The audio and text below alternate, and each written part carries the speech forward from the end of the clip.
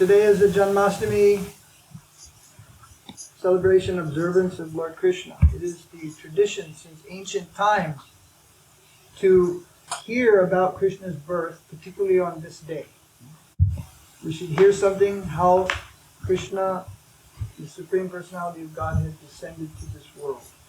That was about 5,000 years ago. It is mentioned in Bhagavad Gita. The Lord Krishna says that his appearance, his birth, and all his activities are transcendental. And one who understands those activities factually becomes immediately eligible to be transferred to the spiritual world. The Lord's appearance or birth is not like that of an ordinary man who is forced to accept a material body according to his past deeds.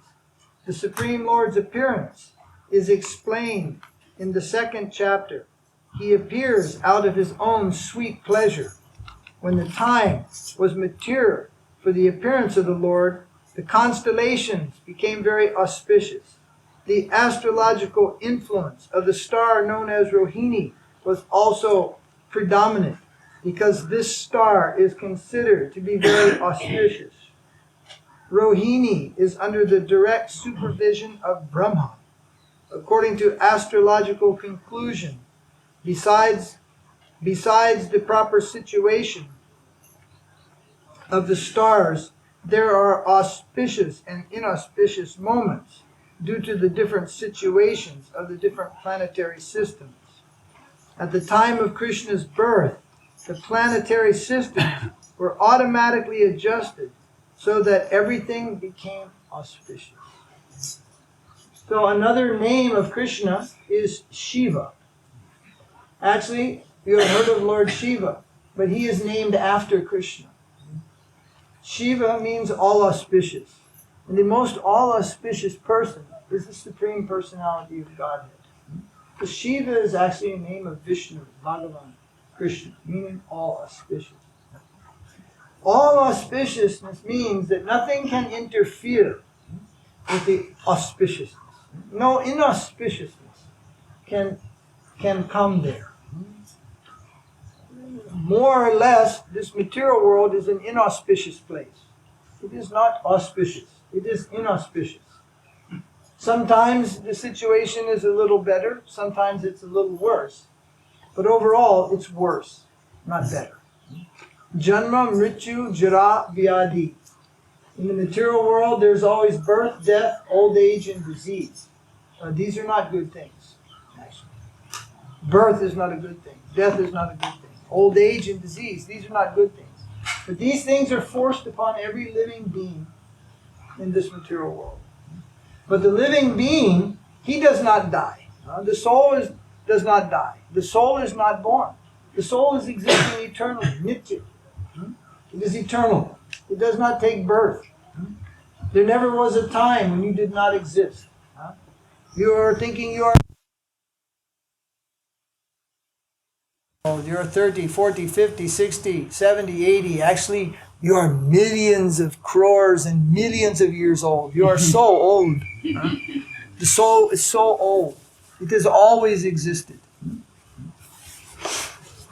So this material world has so much inauspiciousness. We are told it is not our proper home. This material world is not our proper home. We do have a home proper home. The land of the soul. The land where God is supreme, and everyone knows it, and everyone is happy to live under that supremacy. This world is the world where men claim to be supreme, and everybody is miserable living under that arrangement. I have traveled to some extent in the world, and there is not one country in the world where people are happy, where everyone is happy. There is not one town in the world where everyone is happy. There is not one village in the world where everyone is happy. There is not every member of the family is happy, and there's not one person in this world who lives 24 hours in complete happiness. Everyone experiences some frustration, some misery, more or less. even within 24 hours a day. No one is excessively happy for 24 hours. Something will enter.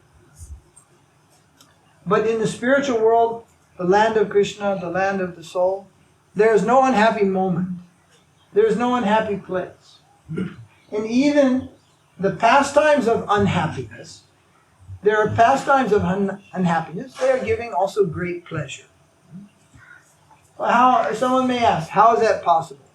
How is the pastime of unhappiness giving so much pleasure?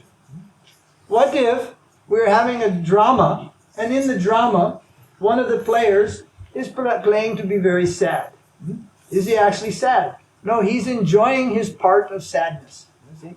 He's a drama actor, and he's acting very, very sad, and he's enjoying his part of being sad. So, but in this world, if grief comes to you and sadness comes to you, you do not pretend to be sad. You become sad. In this world, we are thrown like that. But in the spiritual world, sadness is a play. There is no sadness. There is only ananda.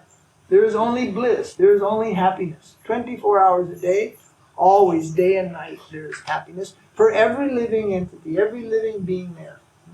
And the population there is much greater than the population here. Although there are no overcrowded cities, there is no shortage of anything.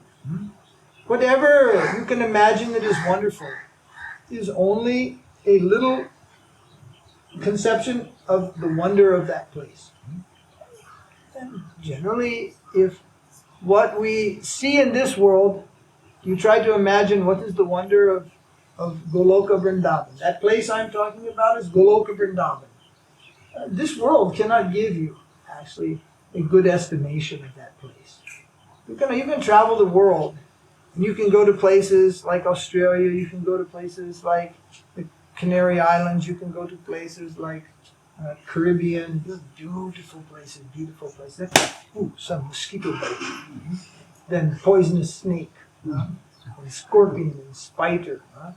So along with the beauty of that place, also there's some underlying dangers there, you see.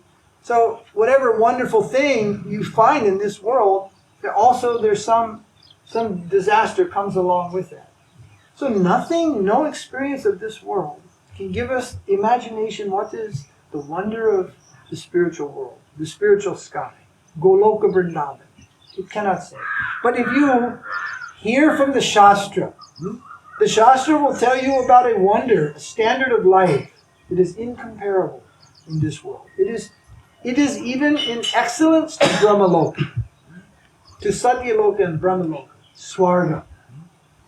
People think if they do enough good work, they will go to a place called Swarga. In English, they call that heaven. In different religions of the world, there are different ideas that if you are good and good enough, you will get to that place where everything is very nice. And you won't have to suffer anymore. So, when you examine various religions of the world, you'll find out that their conception of heaven or Swarga,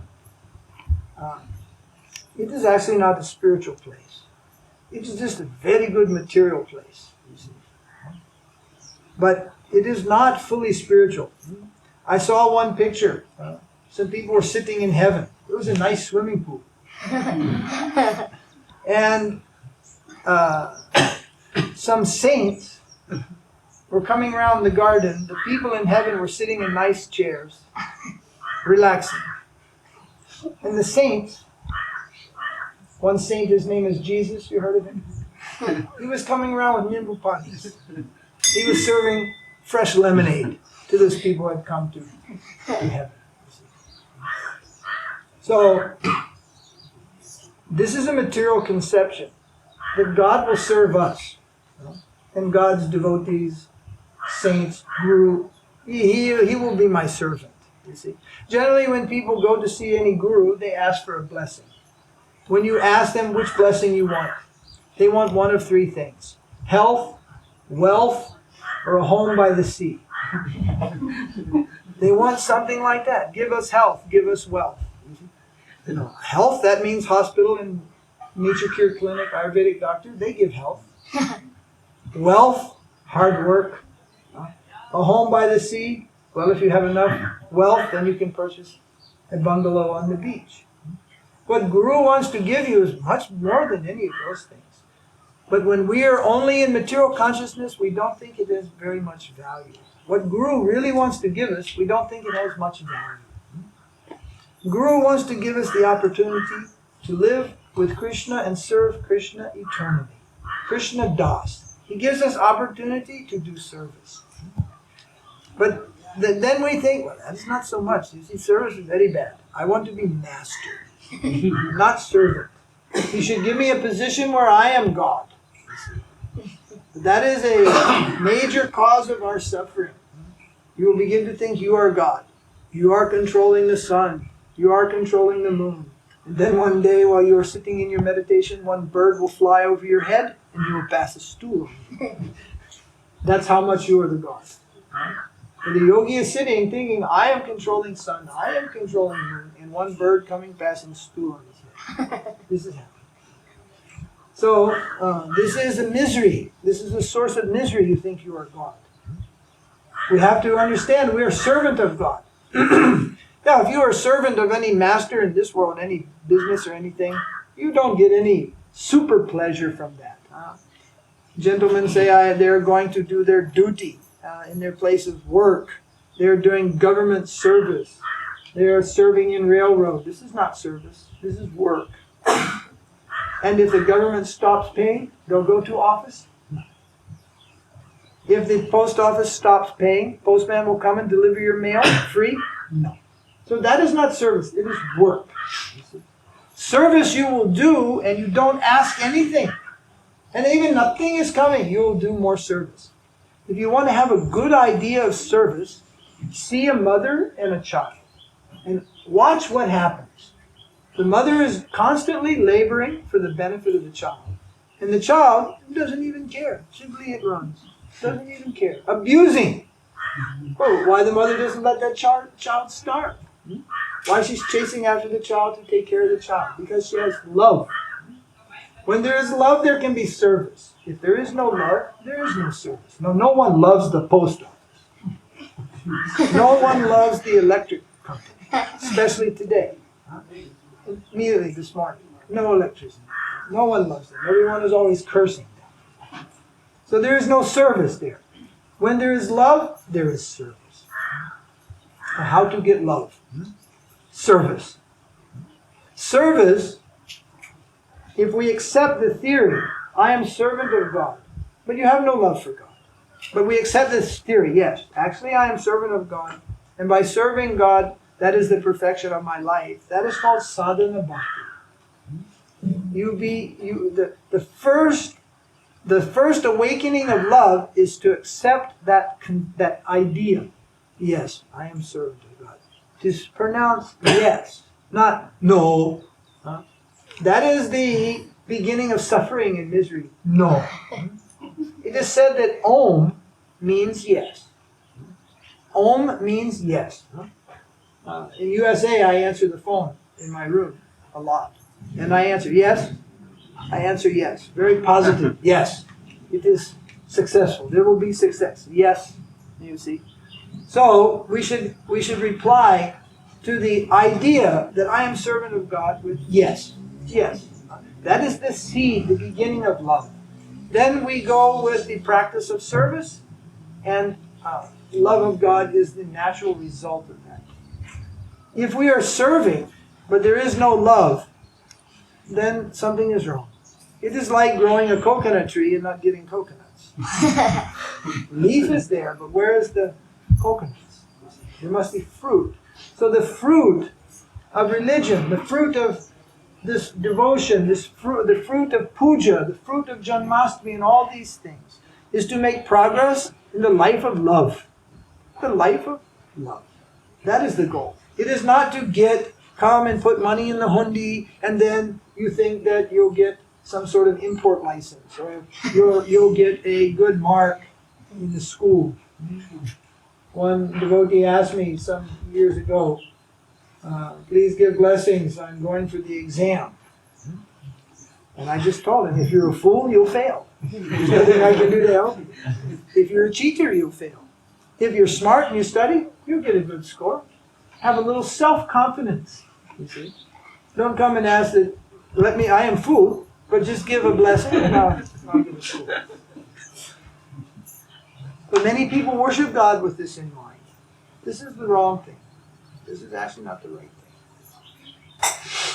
So, when Krishna comes, and that is very rare, Bhagavan Śrī Kṛṣṇa only comes to this world very, very rarely. Not often. Very rare. Once in a day of Brahma. That is actually after crores of years. After millions, many millions of years. After that time, Krishna comes to the world and brings all auspiciousness to the world. Now, on the day of, this is called Janmāṣṭamī. Janma means birth. Ashtami means what? It is the 8th day. 8 days before was Purnima, right? That is the Purnima. Now, the moon is going down, small, and getting to the 8th day. Then it goes, 6 more days, it becomes very dark. Amavasya. Do you follow? Very dark. And then, slowly, it goes up, and it becomes Purnima. And it is just going around like this. So, certain days of the moon are considered more auspicious. The most auspicious day of the moon is Purnima. It is full circle, full shining light. So, Krishna appeared in what's called Chandra Vamsa. In the line of Chandra Dev, who is a deity of the moon, Chandra Dev. There's also Surya Vamsa. Ramachandra came in Surya Vamsa, the family of Surya. So when Bhagavan Krishna appeared in the Chandra Vamsa, in the family line of Chandra, you understand? The moon was the deity of the moon, Chandra, is so happy on that day. And Bhagavan has come in our family. In this world, the moon was Purnima. On Ashtami, the moon was Purnima. It is mentioned in the Bhagavatam and other places that tell us some details of what happened on that day, how was the environment. Here it is mentioned, the star Rohini. This is an astrological influence. The auspicious calculations were automatically put into place. And the moon was full. Although it is Ashtami, see the moon tonight. When it comes up, it will be about half. You see, something like half. Half dark, half day. But today we are just remembering that anniversary of that original day 5,000 years ago. But on that day, the moon was full. Very auspicious. It is said that all the seasons were in perfect order, and each season was very pleasant. Generally, there are 4 seasons. Some people call spring, summer, winter, and fall. Hot season, summer season, rainy season, cold season. Generally, there are 4 seasons what we find in the world. And we are always being tormented by these seasons. Too cold, too hot, not enough rain, too much rain. You see? One time, drought. Wait and see. You saw Karnataka drought. We have some drought. Keep reading the newspapers and you'll hear flood. Next thing is flood. Not enough, then too much. Kali-yuga, so many disturbances. But in the time of Krishna's appearance, each season was just in the perfect position. Very nice rain, not too much heat, not too much cold. Very nice condition. And all species of life were happy and flourishing. Again, like in Karnataka, there are no bees. The bees died out. Big problem throughout all of India, no bees. Do you know what happens if there were no bees? Then we wouldn't get fruit. There has to be bees to pollinate the trees. Actually, there's a type of fly that lives here. If the flies and the bees disappeared, there'd be no mangoes. there'd be no fruit. Flies and bees are necessary. So if we lose any particular species of life, that creates some kind of disturbance in the chain of life. And nowadays in Kali-yuga, we have finished hundreds of species of life. We have simply eliminated them from the earth. Many species of birds and other things, all wiped out. In the time of Krishna, all the species were flourishing very, very nicely. Great auspiciousness, no inauspiciousness, no harassment from the environment, and no disturbance. So very auspicious. Then, because this world, there are many, in any corner, there is something inauspicious lurking there. So even everything was very nice. Still, there were some people, they were very resentful that Krishna had appeared in the world, and they wanted to disturb that. Those are known as the asuras. God comes and gives all auspiciousness, but the asuras, they want to create a disturbance within that. Krishna comes and presents his lila, his drama. The asura wants to go there and disturb the drama. He wants to make a disturbance there. What happened to all of those asuras? They were all killed. They were all killed by Krishna, one by one by one. As they came, they were all killed by Krishna. And then, in the act of killing, great auspiciousness came to them. If you kill a man, that is a great sin. And the society will not smile on that. Everyone will have a very dark face. The court will arrest you. You may even be hanged for that. It is very bad. But when Krishna was killing, everyone was clapping. Very good, very good. He's killing demons, and all his boyfriends, girlfriends, everyone is clapping and cheering. Very good, very good, very nice. And when killing those asuras, devas would throw flowers from heaven. Very good. And what happened to those asuras? They got also moksha. Even yogis can't get moksha after practicing meditation for thousands of years. Those asuras who wanted to kill Krishna, like this one, very famous, this one, Putana.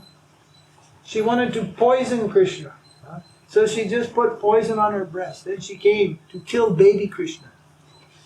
If you kill a man, that's one thing. If you kill a baby, such a rascal, huh? If a man fights a man and kills a man, well, anyway, he was a man. But what defenses does a child have? What defense does a baby have? Nothing.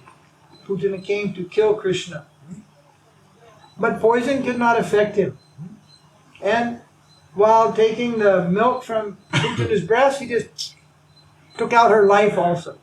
Then she became very big, nearly a kilometer in size. Huge. Dakini. She was a witch.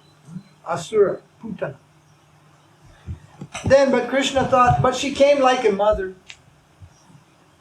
So he purified all the bad things in Putana. And he just kept that. Oh, she came like a mother. So then she got a position like Krishna's mother, like Yasoda. All her bad things, all purified. Anything bad in Putana, all eliminated. And she went to Goloka, and she entered there like a mother of Krishna, like Yasoda. That is called Vatsalya Ras. So even the demons come to harm Krishna, he does good to them. What happens if you cut a tree with an axe, a sandalwood tree? If you take the sandalwood tree and cut the tree with the axe, then smell the axe. Very nice. The tree gives good smell to the axe. The sandalwood tree gives good smell. So even if someone comes to Krishna in a bad way, they'll be purified to some extent by that experience. And if Krishna kills them, the asura, then they get great auspicious. But nowadays, people kill themselves. People are very demoniac, and they kill themselves. They smoke themselves to death. They eat all the wrong things throughout life. Everybody eats the wrong things, killing themselves by 10 and 20 years. They eat all the wrong things. drink, smoke, eat all things that cause disease. Very demoniac people. They shout, there is no God. If there is God, let him come here and kill me. I am living. I am strong. And they're killing themselves. He said, why I should come here? You'll be finished soon anyway. These demons that came to kill Krishna, they were powerful. They had almost defied death. Yamaraj. Even they were defying Yamaraj. They were so powerful. You see, very powerful. But the demons in this world, there is one very demoniac person. He's a great scientist in the world. One of the greatest scientists in the world. And his bottom line is, there is no God. He is the one who is always talking about the black hole theory in space. He can't even move to pass urine. He is in such pitiful condition. But such a strong rascal. Generally when we are smashed down, we hang our head and say, oh God, I'm sorry, why me? I'm sorry, I did something wrong. When we are punished, we feel pain, we feel suffering. If we have some goodness in us, that goodness tells us to say before God, we are sorry, we did wrong. He's such an obstinate. Even he can't move to go past urine. He's telling there is no, he can't even move his mouth. He wants to say there is no God. At the same time, he has one of the most intelligent brains in human society in terms of so-called science and so-called knowledge, you see. But where is the heart? You see, God is not known here. One time at a university, one student said, I have realized God. He pointed to his head.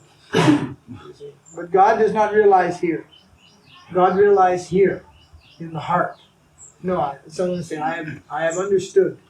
Like this. Means that's a deeper thing. This is not deep. Brain is not deep.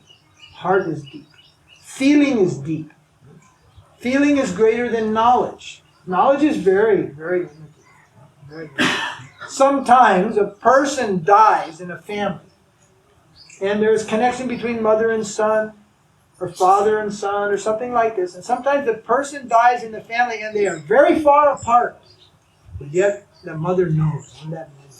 She knows my son has died, or the father knows, or the parents know, or sometimes the brother knows, oh, my brother has died.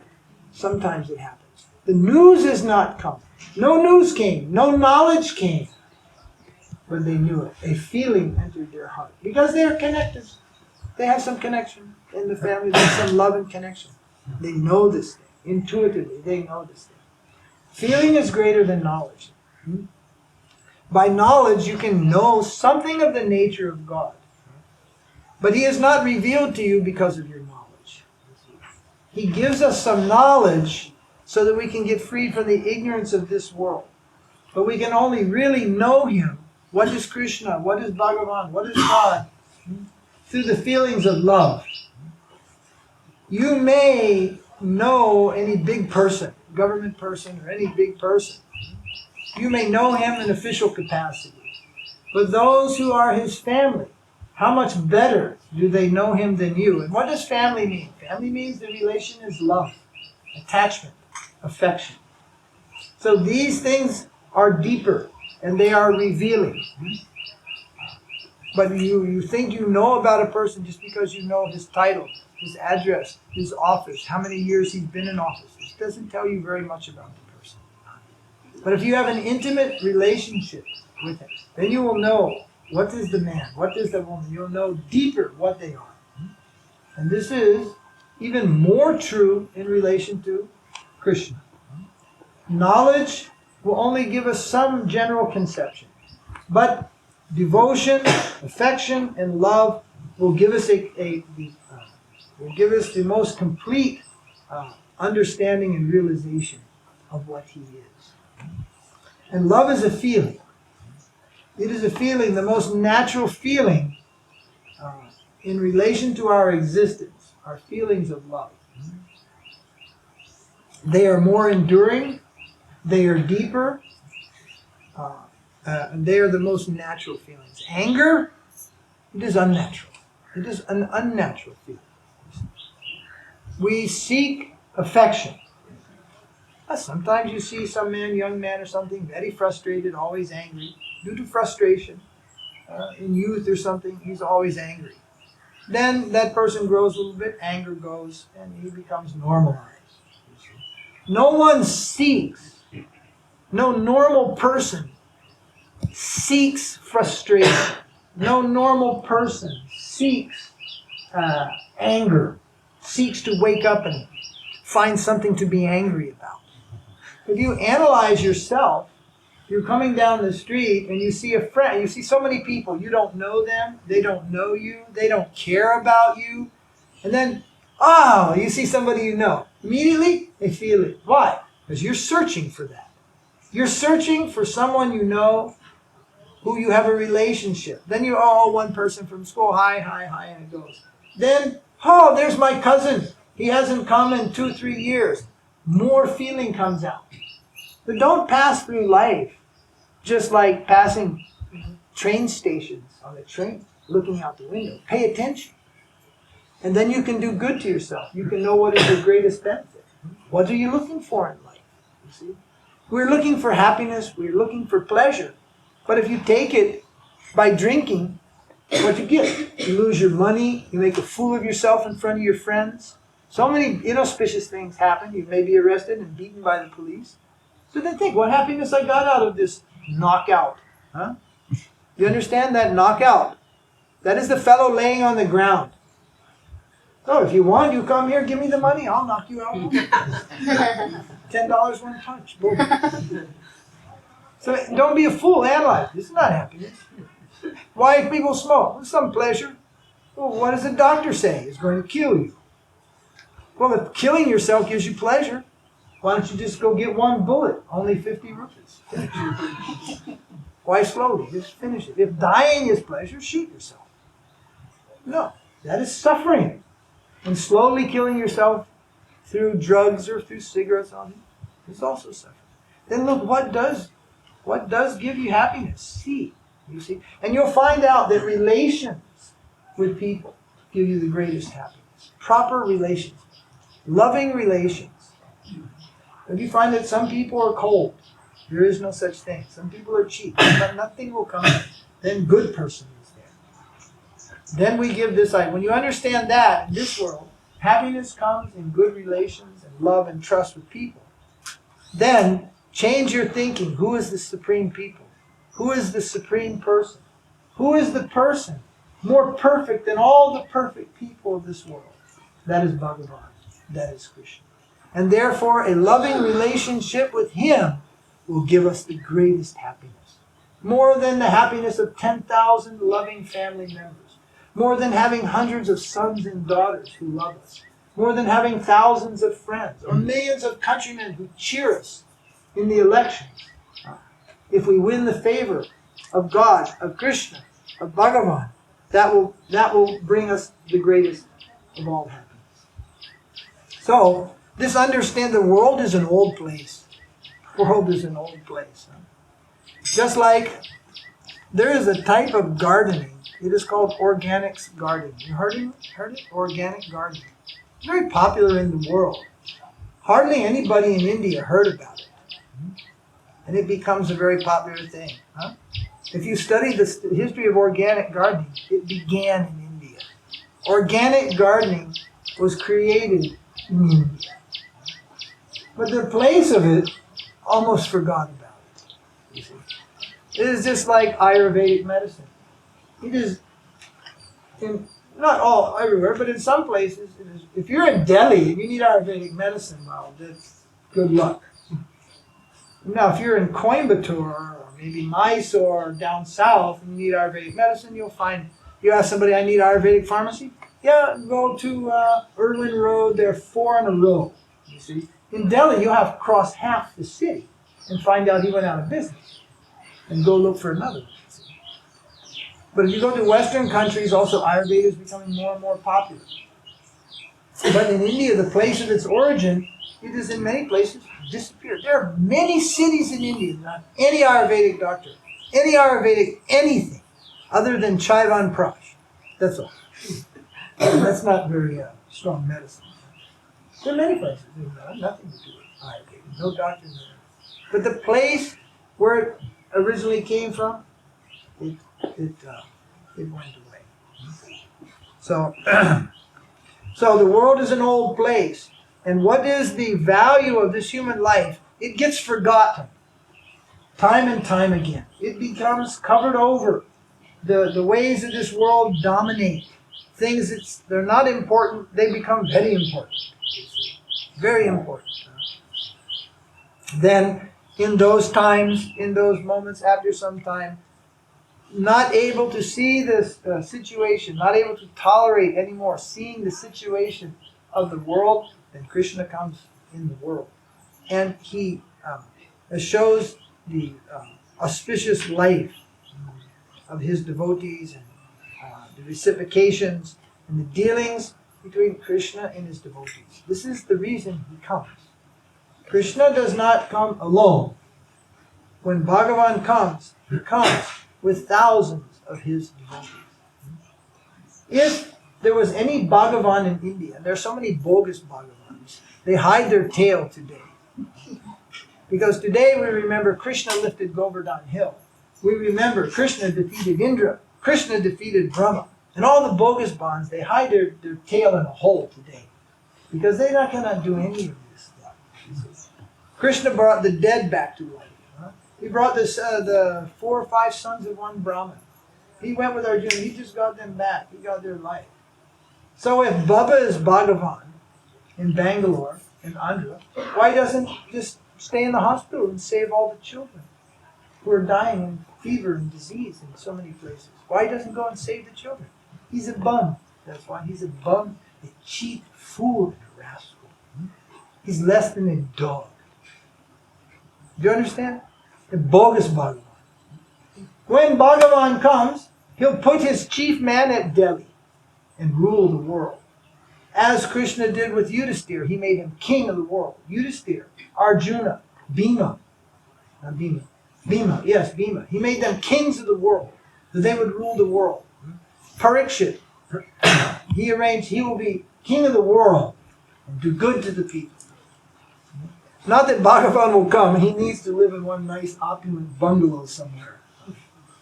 He needs to enjoy in one small ashram. When he comes, he conquers the world. If there is evil, he destroys that. Like fire. He burns that and destroys that. Parasuram, you heard? Parasuram. Yeah. He came, very bad situation in government at that time. So he simply killed all those rascals. That was many thousands of years ago. He eliminated them. Then he gave the world to the qualified Brahmins who were fit to rule the world, who were in goodness, who were in truthfulness. He gave to them. So many bogus Bhagavans, they come, particularly in India, but not only to India, they come all over the world. They claim to be God, but they cannot do any good to anybody. They simply flatter fools, and fools flatter them. And that becomes the greatest misuse of human life. That is the worst thing that you can do in human life, is to flatter a false Bhagavan and to allow such Bhagavan to flatter you. That is the most abuse of your human life. Because the human life, above all, is an opportunity to know in truth what is God, what is your relationship with Him. I am servant of God. It is the chance to enter there and understand that and enter into that reciprocal relationship. And the opposite of that is that some bogus gentleman is God and you are his bogus co-worker. Mini God. He's the big Bhagavan, you are the little kid. That is the opposite of that, the worst. The most misuse of that. Just like money. So there was one gentleman, older gentleman in India. I used to travel with him. He was Dr. Sharma. He's still living in Agra. He's about 95 now. So we went several times in hot season. We used to travel to Hardwar. You see. So being from Western country, I like those soda drinks. Sodas, you know? Limca. That time there was only Limca in India. No Coca-Cola, no 7-Up, no Fanta, no Bisleri. And that's why we took those things. No pure drinking water on the road. So we used to drink Limca. And when he got off the bus stand, there was milk and lassi, and then there's these sodas. So I would go for the soda, he would go for the milk and lassi, and he would say, Maharaj, why do you waste your money on soda? You don't get any goodness for your body from soda. If you have lassi or milk, you get some energy, some strength, you get some fatty. You get nothing from this. So he considered I was wasting my money. So many people waste their life like that, at soda level. They don't really use the light. But some people buy poison. Some people, they take money, they buy poison, they take poison and die. Oh, that is a complete waste of the money. Huh? Isn't it? Understand? The worst thing you can do with the money is the poison. Some half bad idea of the money, you buy junk food, cheap drinks. It's the best use of the money. Buy rice, buy milk, buy vegetables. Buy good things with your money. Don't buy cigarettes. You get nothing out of that. Slowly it kills you, makes your lung look like the bottom of your shoe. But worse than cigarettes, you simply take poison. Spend your money, buy poison. Right? That's the worst. So the best use of human life is we will try to serve God. And the worst use of this life is we'll say, I am God. You are God. I will say you are God. You will also bless. Yes, you will be God soon. There was this boy, his mother told he is God. He was from Nepal. They came to USA and they made a big business. Anytime the man comes, I am God. If we're telling Krishna is God today, maybe in out 2,000 to 3,000 people will come here. If I stay here and shout for 5 years, I've been shouting here for 7 years on this ashram. 7 years. Krishna is God, you are not God. How many people came? 20, 30? If I shout for 7 years, I am God, there'll be 200 fools here. More. We live in the land of fools. And go around and see. Who is shouting they are God? Many, many people are coming. Who is telling you, no, you're not God. You're a servant of God. You have done wrong. Now you learn to do right. He wants to correct you and put you on the right path. Very few people want to come to that. Everybody wants something cheap. They want to be cheap. So this lady told my son is Bhagavan. They went to USA, became very rich, very popular. Then after about the 5th or 6th year, that Bhagavan ran away with the secretary. Beautiful secretary. They cashed out the bank and they went to retire in the Caribbean Sea on an island. Got their bungalow. Then that lady said, actually he was not the Bhagavan. My other son is the Bhagavan. I had made a mistake.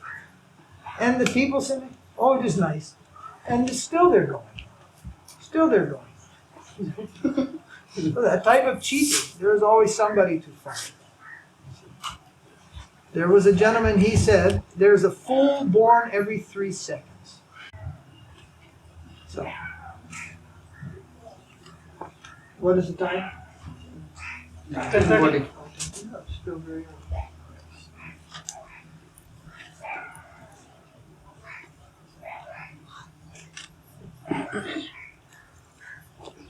You want to hear more about this? Yeah. At the time of Krishna's appearance, in all directions, east, west, south, north, everywhere, there was an atmosphere of peace and prosperity. There were auspicious stars visible in the sky, and on the surface in all towns and villages, and pasturing grounds, and within the minds of everyone, there were signs of good fortune. The rivers were flowing full of water. The lakes were beautifully decorated with lotus flowers. The forests were full with beautiful birds and peacocks. All the birds within the forest began to sing with sweet voices. The peacocks began to dance along with their consorts. The wind blew very pleasantly, carrying the aroma of different flowers. And the sensation of bodily touch was very pleasing. At home, the Brahmanas, who were accustomed to offer homa, found their homas very pleasant for offerings. Due to disturbances created by demoniac kings, the sacrificial altar had almost been stopped in the houses of brahmanas in those days. But now they could find the opportunity to start the homa peacefully. Being forbidden to offer sacrifices, the brahmanas were very distressed in mind, intelligence, and activities. But just on the point of Lord Krishna's appearance, automatically their minds became full of joy because they could hear loud vibrations in the sky of transcendental sounds proclaiming the appearance of the Supreme Personality of Godhead. So here is one small lesson. It is a good one. And that in this world there are many forces that push us down, you see. But when the Supreme Lord comes, then this gives strength to the devotees. His appearance in the world gives strength. But we will hang our head and cry, what are we to do now? It is nice we're having a celebration, but this was 5,000 years ago. 5,000 years ago is so long. Bhagavan came, his devotees, they got strength.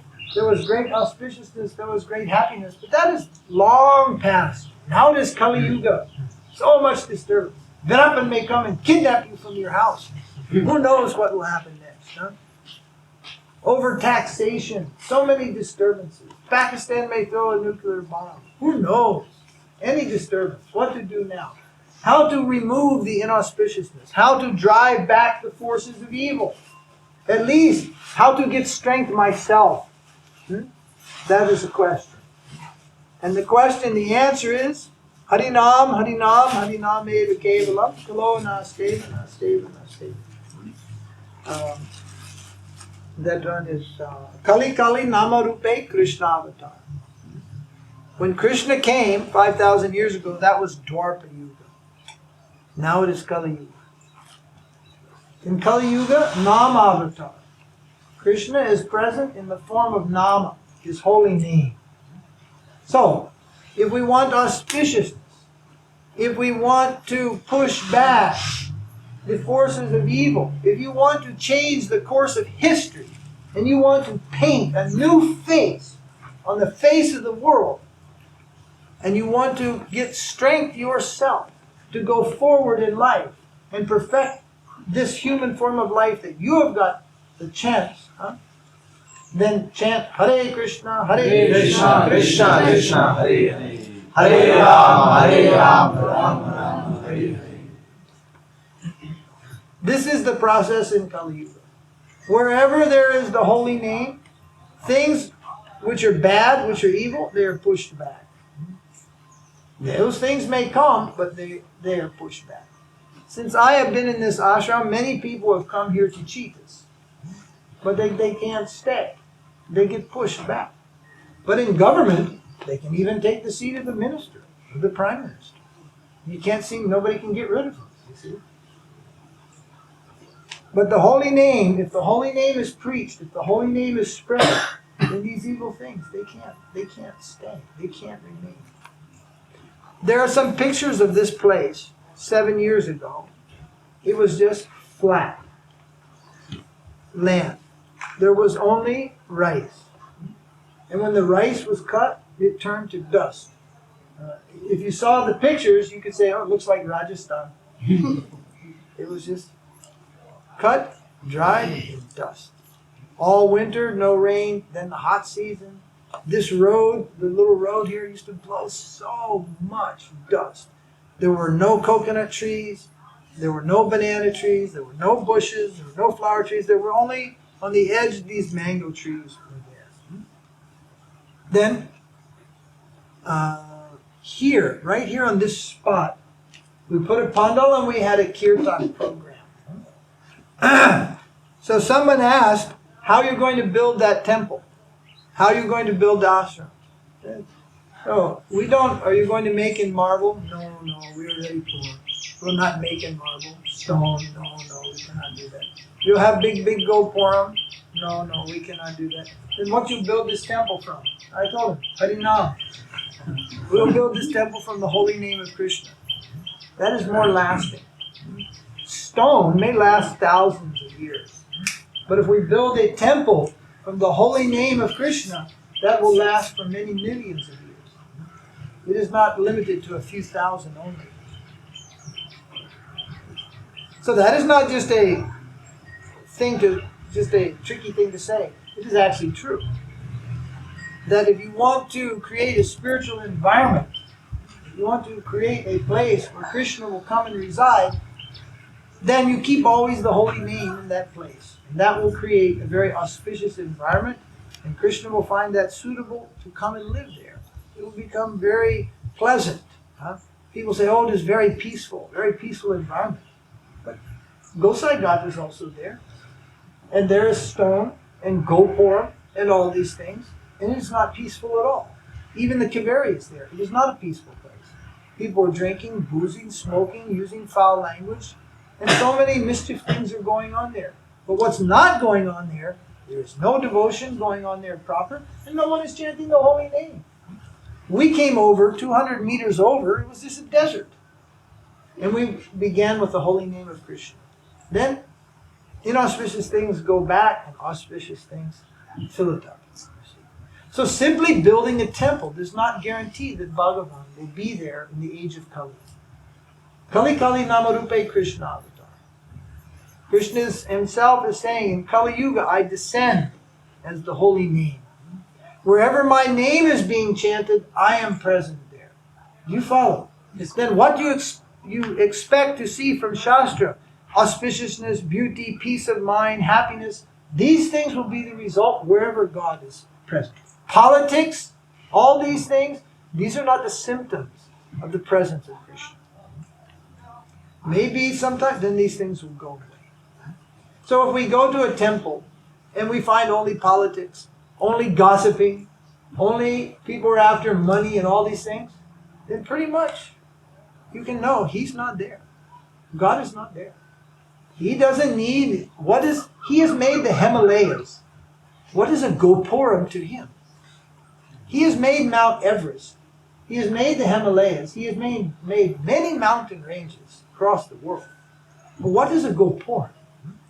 If we make him a Gopuram, and a Vimana, does that mean he's happy to live there? The average Vimana is about 10 by 10. The average bungalow, main bedroom, in any fancy bedroom is at least 15 by 15. And in any home, Bhagavan's got the smallest room. Right? He is happy to come there in your house if the nice suites are available, some nice things are there. Really, if devotion is there, if His name is there, He's happy to come and reside in the smallest corner of your house. And in the smallest corner of your heart, He can reside, and He can create all auspiciousness, which will just leave us in awe and wonder. But if we think we can capture Him just by spending money, building big temple, building golden asanas and all these things, then we cannot be so sure. Cannot be so sure. In Kali-yuga though, Krishna says, wherever my holy name is chanted, I am present.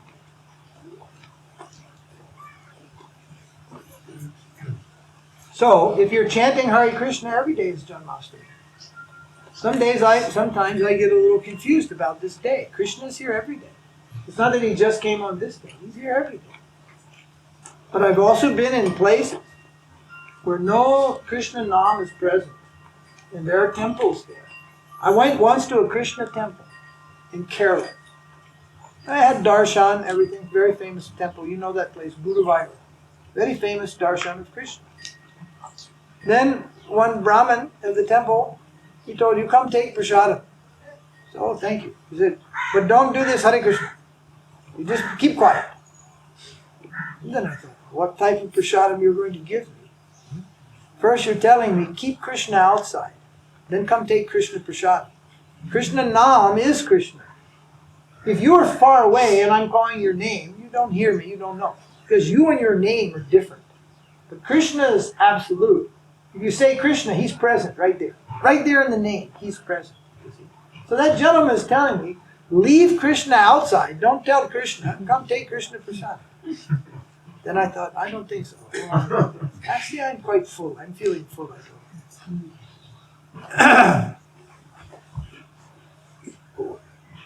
thought. Once I went to a temple in, it is there in Tamil Nadu near Chidambaram. It was Chidambaram. And inside Chidambaram, there is one Vishnu temple. There's one Shiva temple. They're together, like here and there. Very, very close. It is a unique sitting place. Chaitanya Mahaprabhu went there. We used to like to go there. So many years ago we went there, and it was very nice. We stayed a few days. Those people, they're called Dikshit Brahmins. They're very nice. We had a nice thing. Then I used to want to take some friends there. So we went back. Many years, 7, 8 years later, we went back. And everything changed. Everything changed. Very bad mood. Very bad mood. And then, well, but I used to tell there was one very nice prasadam we got here. And so we went to the table to buy prasadam. And it's usually 10 rupees. You buy the prasadam. It's how the temple makes some money. So no problem for that, 10 rupees. Then seeing us come, that man said, he told something, 50 rupees. 50 rupees. Yeah, 50 rupees. And I said, 10 rupees, 10 rupees for the prasadam and 40 rupees for my skin. Huh? Then one other man, he was from Mysore. He happened to be there, was standing right there with his wife. And he said, no, Swami, they're also telling me 40 rupees. 50 rupees. You know? I said, oh. So any devotee comes, tourist, is 50 rupees. But absolute price is 10 rupees. So 10 rupees to temple, 40 rupees to you. Nice cheating business. And I got a little angry and I said, it is all right because this type of prasadam I can get in any restaurant in India. You cannot just build up a building and say it is prasadam and call it prasadam. That type of prasadam may be available in any restaurant. And that man and that lady, I thought, oh, they will feel, oh, Swami is being too heavy. They said, we were thinking the same thing. I said, that's right. So we gave a lesson to those people. Either ordinary man and woman, ordinary dress, pants, shirt man, ordinary lady, and then this side, big Swami, big Sita. I told him, this is cheating business. This type of prasadam we get in restaurant, and more for our money. Why we want to buy this? This is not prasadam. Cheating business, we don't give bhagavāns first. So a temple doesn't just mean a building and selling things and calling it as such. It must be as such. The Brahmins, they pay charges for prasadam because they have to maintain the temple. We're happy to pay that. But they're not to make a fat business out of that. They're not to turn the temple into a restaurant. It's a cheating business. Then it is spoiled. So, anyway, it comes back to that when the holy name is there, every day is a Janmāṣṭamī. It means that every day then Krishna is present.